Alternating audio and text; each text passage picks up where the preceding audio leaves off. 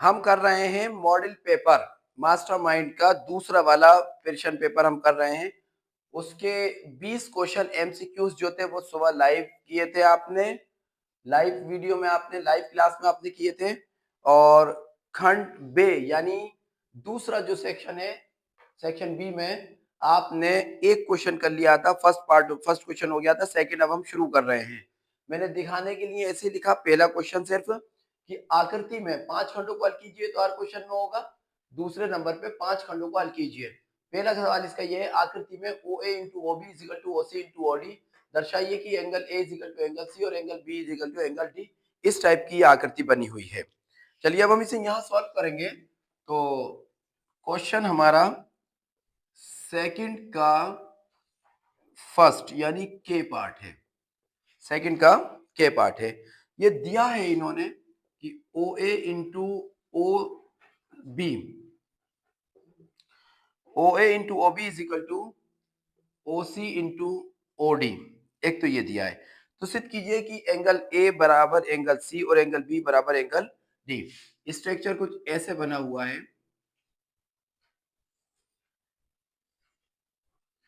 इसका नाम दिया है ए बी सी डी और बिंदु ओ पर ये इंटरसेक्ट कर रहे हैं। अब हम इसको सॉल्व करते हैं यहाँ पर।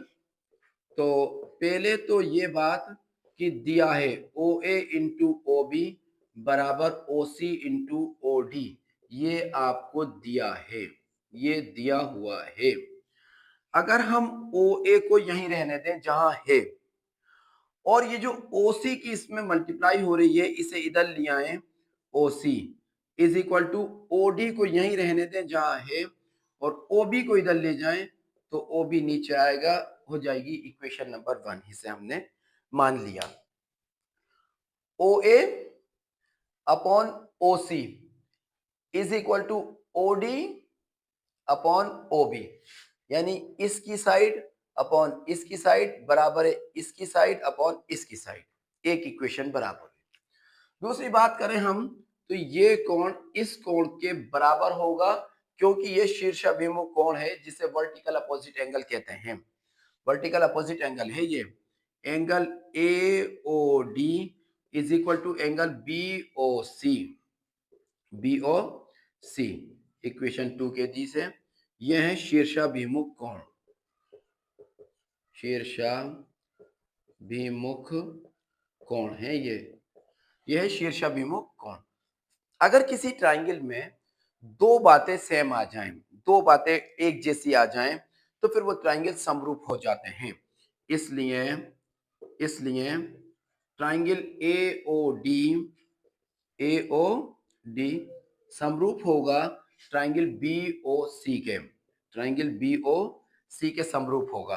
ट्राइंगल ए ओ डी समरूप होगा ट्राइंगल बी ओ सी के। अब जब ये समरूप होंगे तो समरूप ट्राइंगल में संगत कोण बराबर होते हैं, क्योंकि समरूप ट्राइंगल में कोण बराबर होते हैं। संगत कोण, चलो संगत भी लिख देते हैं, संगत कोण बराबर होते हैं। समरूप ट्राइंगल में संगत कोण बराबर होते हैं, बराबर होते हैं। समरूप ट्राइंगल में संगत कोण बराबर होते हैं। संगत का मतलब ये है ए सी के बराबर होगा और बी डी के बराबर होगा। तो जो हमसे सिद्ध करवा रहे थे वही निकल आएगा। इसलिए कोण ए बराबर है कोण सी के, कोण ए बराबर है कोण सी के, और कोण बी बराबर है कोण डी के। ये बात आपने प्रूव कर दी।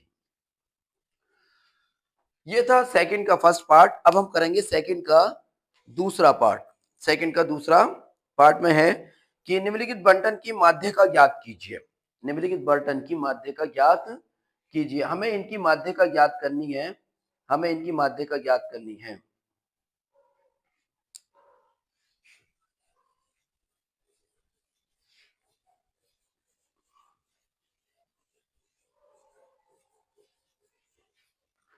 जब हमें इनकी माध्य का ज्ञात करनी है, तो ये जो क्वेश्चन हमें दिया हुआ है इसको हम सॉल्व करते हैं। और सॉल्व करते हैं कि पहले जो दिया है वर्ग अंतराल, वर्ग अंतराल, वर्ग अंतराल के बाद में बारंबारता, बारंबारता, बारंबारता यहां लिख दी। और इसके बाद में लिखेंगे संचयी बारंबारता, संचयी बारंबारता, संचयी बारंबारता। ये है वर्ग अंतराल, आगे है बारंबारता और उससे आगे लिखा फिर हमने संचयी बारंबारता। वर्ग अंतराल को CI लिख देते हैं, बारंबारता को FI लिख देते हैं, संचयी बारंबारता को CFI लिख दिया जाता है। तो वर्ग अंतराल दिया है 15 से 20, 15 से 20 और बारंबारता है इसकी 14। फिर वर्ग अंतराल है 20 से 25, बारंबारता है 56, 56, 25 से 30 और इसकी भी फ्रीक्वेंसी है 60, फ्रीक्वेंसी यानी बारंबारता 30 से 35 और ये है 86, 35 से 40, 35 से 40 और ये है 74, 40 से 45 ये है 62 और 45 से 50 ये है 48, ये है 48। अब आगे हमें निकालनी है इसकी संचयी बारंबारता यानी CF हमें निकालना है इसकी। तो संचयी बारंबारता निकालने का जो मेथड है वो ये है कि फर्स्ट की जो भी बारंबारता है वही संचयी बारंबारता होगी और सेकंड के लिए इसे और इसे प्लस कर देंगे।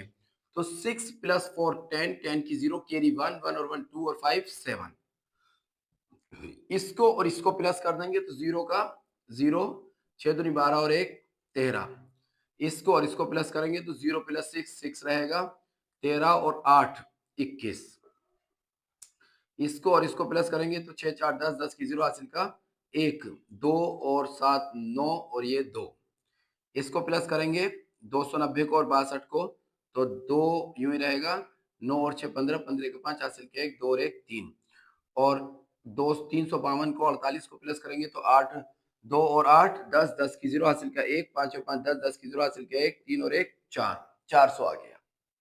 अगर हम इन सबको प्लस करेंगे अब यहाँ निकालेंगे हम सिग्मा FI तो इसका मान आएगा 400। हमें इसकी माध्यिका ज्ञात करनी है, हमें इसकी माध्यिका ज्ञात करनी है। तो यहाँ पे जो मान रहा हमारे पास वो ये रहा कि n बराबर है 400। तो आप निकालें n/2 कितना होगा। चलो n/2 बाद में निकालेंगे, पहले n बराबर है 400, n बराबर है 400, n बराबर है 400। तो अब हम मान निकालते हैं n/2 का, n/2 बराबर आएगा 400/2 यानी 200, 400/2 यानी 200। n/2 का मान CF के किस मान में आ रहा है हमें ये देखना है। तो 14 तक के तो यहाँ आ रहे हैं, 14 से आगे 15 से लेके 70 तक यहाँ आ रहे हैं, 71 से लेके 130 तक यहाँ आ रहे हैं, 131 से लेके 216 तक यहाँ आ रहे हैं। तो इसी में आएगा ये 200 वाला टर्म भी, 200 वाला पद आएगा 216 में। 216 में जो बिल्कुल सीधे इधर आके जो भी FI में है उसे कहेंगे F, उसे कहेंगे F और बिल्कुल इसके जस्ट ऊपर जो एक नंबर है उसे कहेंगे CF, उसे कहेंगे CF। F की जो लोअर लिमिट होगी उसे कहेंगे L।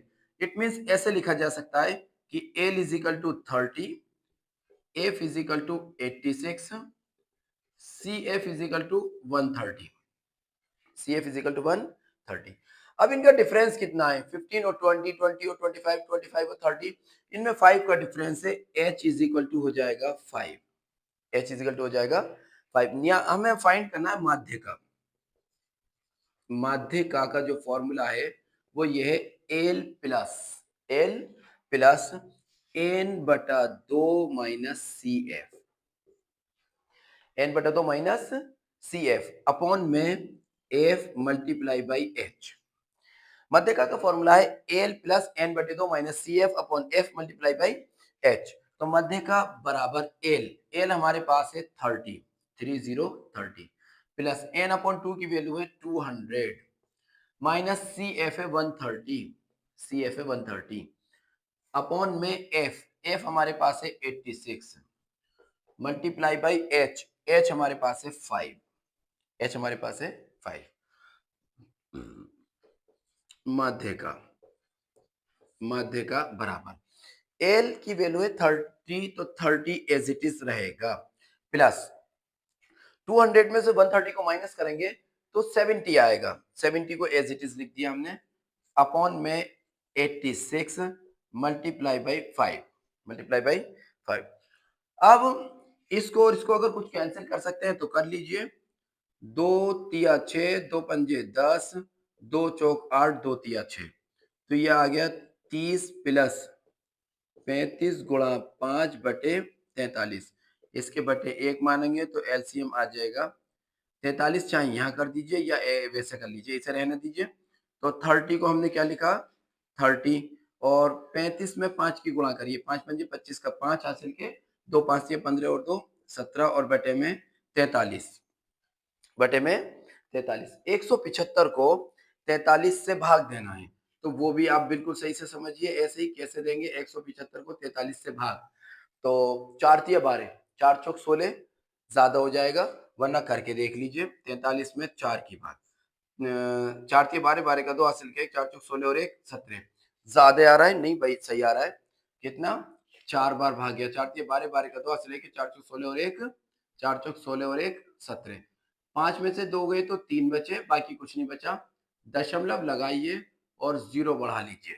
अब भी डिवाइड नहीं हो रहा, अब भी डिवाइड नहीं हो रहा क्योंकि 30 कम है 43 ज्यादा है, तो 0 लगाकर एक और 0 बढ़ा लीजिए और 4 अट्ठे 32, तो 4 सत्ते आई थिंक 7 बार जा सकता है, 7 तिया 21 का 1 हासिल के तो 7 चौक 28 और 2 30, एक एक थोड़ा सा ही फर्क पड़ रहा है, 7 टाइम मान लीजिए आप, 7 टाइम मान लीजिए, इससे कोई परेशानी की बात नहीं है। 30 प्लस 4.07, और जब आप 30 प्लस 4.07 करेंगे तो 34.07 इसकी माध्यिका हो जाएगी, 34.07 इसकी माध्यिका हो जाएगी। अगर आप एक ज्यादा यहाँ नहीं मानते हैं तो फिर ये बड़ी कैलकुलेशन हो जाएगी, आप इसे भी समझ लीजिए, और अगर ना समझ में आए तो मुझे कमेंट्स बॉक्स। सेकंड क्वेश्चन का थर्ड पार्ट अब चलेगा, यानी गे, और गे में कहा कि सिद्ध कीजिए कि 6 प्लस रूट 2 एक अपरिमेय संख्या है, एक अपरिमेय संख्या है, ये साबित करना है कि 6 प्लस रूट 2 एक अपरिमेय संख्या है। तो जब हमें यह साबित करना है कि एक अपरिमेय संख्या है तो पहले हम इसे परिमेय मान के चलें, यानी इसको इससे अपोजिट लेके चलें, साबित करना है किसी को कि ये बहुत बुरे हैं तो पहले उन्हें अच्छा लेके चलें, फिर वो साबित हो जाएगा जो उनकी सही आदतें होंगी। तो हमने माना माना माना 6 प्लस अंडर रूट 2 एक परिमेय संख्या है, माना 6 प्लस अंडर रूट 2 एक परिमेय संख्या है। अगर 6 प्लस अंडर रूट 2 एक परिमेय संख्या है तो 6 प्लस अंडर रूट 2 बराबर होगा, 6 प्लस अंडर रूट 2 बराबर होगा a बटे b के, जहां a बटे b एक परिमेय संख्या है, a बटे b, जहां a बटे b एक परिमेय संख्या है, जहां a बटे b एक परिमेय संख्या है और b बराबर नहीं होगा 0 के। अगर a बटे b एक परिमेय संख्या तो b 0 के बराबर नहीं होगा। अगर हम अंडर रूट 2 को तो यहीं रहने दें और इसे भेज दें a बटे b माइनस 6, उधर जाके हो जाएगा माइनस का 6।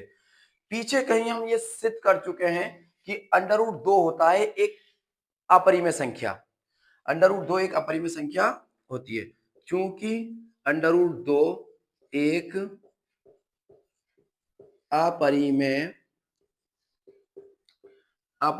संख्या है, अंडर रूट 2 एक अपरिमेय संख्या है। अगर अंडर रूट 2 एक अपरिमेय संख्या है तो ये नंबर इस नंबर के बराबर है, ये भी अपरिमेय होंगे, और अपरिमेय में जब हम 6 को प्लस करेंगे तो वो भी अपरिमेय ही हो जाएगा। तो बस इसे यूं करके लिख देते हैं कि इसलिए 6 प्लस √2 भी एक अपरिमेय संख्या होगी।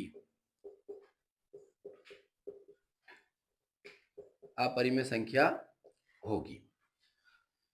इसको भी आप कर लीजिएगा। और इसके बाद इसका आता है आगे नेक्स्ट क्वेश्चन, वो है घे पार्ट। घे पार्ट अब हम करेंगे। तो घे पार्ट में यूं कहा, फोर्थ क्वेश्चन इसका फोर्थ पार्ट है घे। घे पार्ट है फोर्थ पार्ट में यूं कहा कि समीकरण x माइनस 1/x बराबर है 3 के इक्वल है, और x 0 के बराबर नहीं है, x बराबर नहीं है 0 के मूल ज्ञात कीजिए। मूल ज्ञात कीजिए। मूल ज्ञात करने हैं हमें, मूल ज्ञात करने हैं। ये घे पार्ट है। x minus 1/x is equal to 3। इसके अपॉन x मानेंगे, x को एलसीएम ले लेंगे तो 1 से x में और x की x में आएगा एक्स स्क्वायर, x से x cancel 1 is equal to 3। तो ये रहेगा x square minus 1 is equal to 3x। X square minus 1 is equal to 3x। तो एक्स स्क्वायर माइनस इस 3x को इधर लिया है, माइनस 1 इज इक्वल टू 3। अब ये आ गए हमारे पास कि x square minus 3x minus 1 is equal to 0। इसके मूल ज्ञात करने हैं, तो गुणनखंड तो इसके हो नहीं रहे, एक को तोड़कर घटाकर 3 लाना नहीं हो रहे। की तुलना ax square plus bx plus c is equal to 0 से करने पर a की जगह आएगा 1, b की जगह आएगा माइनस का 3, c की जगह आ रहा है माइनस का 1। अगर हम इसका व्युत्क्रम निकालें तो ये पता लग जाएगा कि मूल अधिकल्पित तो नहीं है, लेकिन चलिए निकालते हैं। यहीं पे हम डायरेक्ट मूल निकालने का एक फॉर्मूला ये भी है, minus B plus minus under root में बी स्क्वायर माइनस का 4ac अपॉन 2a। तो इसी में रखते हैं और मान निकालते हैं इनका। x is equal to minus bracket में माइनस का 3 प्लस माइनस अंडर रूट में बी स्क्वायर यानी माइनस 3 का स्क्वायर माइनस 4, ए की जगह 1 और सी की जगह माइनस 1 अपॉन में 2a, ए की जगह 1 रहेगा। तो x is equal to minus से minus plus 3 plus minus under root में 3 3 9 माइनस माइनस प्लस 4 एकम 4, 4 एकम 4 और अपॉन में 2 एकम 2। तो x बराबर आएगा 3 प्लस माइनस अंडर रूट में 13/2। एक बार प्लस सिंबल के साथ बता देंगे, एक बार माइनस सिंबल के साथ बता देंगे। तो इसके मूल हो गए x बराबर 3 प्लस अंडर रूट 13/2 और दूसरा मूल हो गया 3 माइनस अंडर रूट 13/2। बस ये इसके मूल हो गए। अब इससे आगे की जो क्वेश्चन है घे पार्ट हो गया आपका, घे पार्ट आपका कंप्लीट हो गया। अब घे से आगे का चलेंगे रे पार्ट की तरफ। रे पार्ट आपका ये है कि रे पार्ट कह रहा है कि दो घनों जिनमें से प्रत्येक का आयतन 64 घन सेंटीमीटर है, घन का आयतन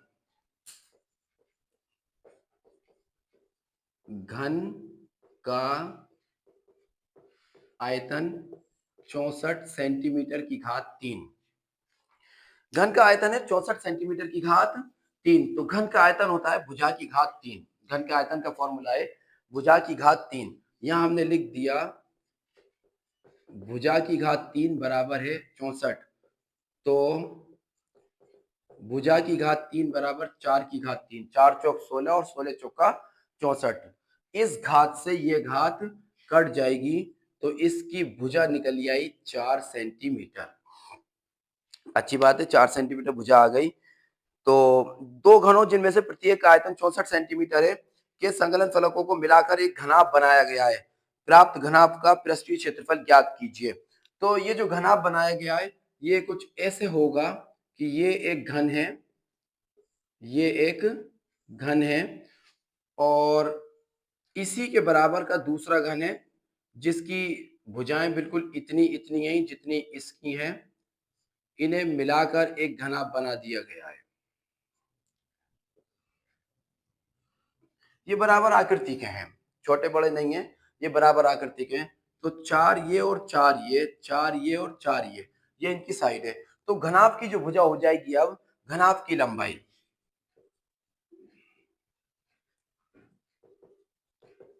घनाभ की लंबाई L बराबर 4 + 4 बराबर 8 सेंटीमीटर। घनाभ की चौड़ाई B बराबर है 4 सेंटीमीटर और घनाभ की ऊंचाई H बराबर भी है 4 सेंटीमीटर।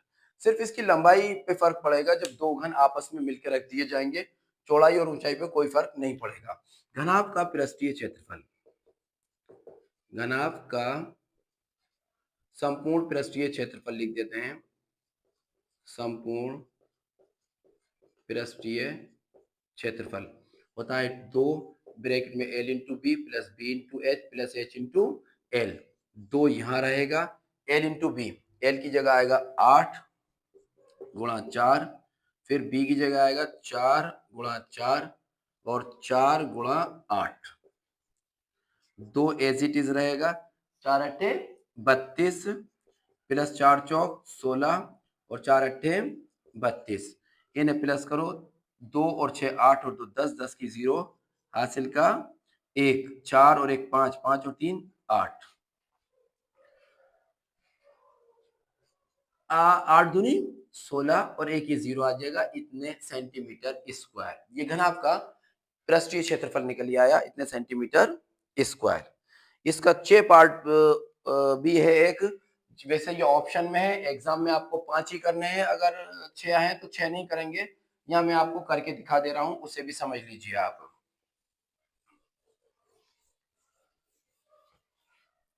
इसका 6 पार्ट, इसका 6 पार्ट यूं कह रहे हैं, 6 पार्ट। एक वृत्त का केंद्र, एक वृत्त बना दीजिए, इसका केंद्र है 2a, a-7। इसका केंद्र है 2a, a-7। यदि वृत्त बिंदु 11, -9 से होकर जाता है, उस वृत्त का व्यास आपको दिया हुआ है 10√2 इकाई, 10√2 इकाई। तो ए का मान ज्ञात कीजिए, ए का मान ज्ञात कीजिए। अगर व्यास हमें इतना दिया हुआ है तो इसकी त्रिज्या हो जाएगी 10√2 बटे 2, 2 एकम 2 और 2 पंजे 10, तो बराबर आ जाएगा 5√2 इकाई, 5√2 इकाई। व्यास त्रिज्या का दुगना होता है। और अगर हम इन दोनों को मिला दें यहाँ से यहाँ पर, तो ये हमें वृत्त की त्रिज्या प्राप्त होगी, इसका नाम x1 y1 और इसका नाम x2 y2। दूरी फॉर्मूले से जो हमने पढ़ा है, d बराबर अंडर में x2 माइनस x1 का whole square plus y2 minus y1 का होल स्क्वायर। तो d की जगह तो हम रख देंगे 5√2, d की जगह आ जाएगा 5√2 और x2 की जगह 11 माइनस x1 की जगह 2a पूरे का होल स्क्वायर प्लस y2 की जगह माइनस का 9 और माइनस y1 की जगह a माइनस से माइनस प्लस 7 पूरे का होल स्क्वायर और इसका भी अंडर रूट। तो पहले हम इसके दोनों ओर वर्ग कर देंगे, दोनों ओर वर्ग करने